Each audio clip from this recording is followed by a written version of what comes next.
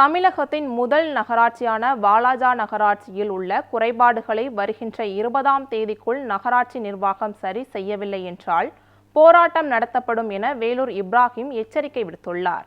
ராணிப்பேட்டை மாவட்டம் வாலாஜா நகராட்சி உட்பட்ட பகுதிகளில் உள்ள குறைபாடுகள் மற்றும் சீர்கேடுகள் குறித்து பாஜகவின் தேசிய சிறுபான்மை பிரிவு செயலாளர் வேலூர் இப்ராஹிம் தலைமையிலான பாஜகவினர் மற்றும் நகராட்சிக்குட்பட்ட பொதுமக்கள் இணைந்து வாலாஜா நகராட்சி ஆணையரிடம் கோரிக்கை மனு வழங்கினர்.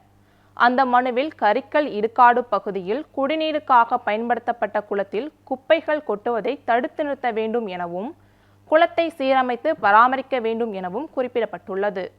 பராமரிப்பின்றி காணப்படும் அரிச்சந்திரன் கோவிலை புனரமைப்பு செய்து பராமரிக்க வேண்டும் எனவும் குறிப்பிடப்பட்டுள்ளது. மேலும் இந்திரா நகர் பகுதியில் அமைக்கப்பட்டுள்ள துணை சுகாதார நிலையத்தை முழு பயன்பாட்டிற்கு கொண்டு வர வேண்டும் உள்ளிட்ட பல்வேறு அம்ச கோரிக்கைகளை அந்த மனுவில் குறிப்பிடப்பட்டுள்ளது.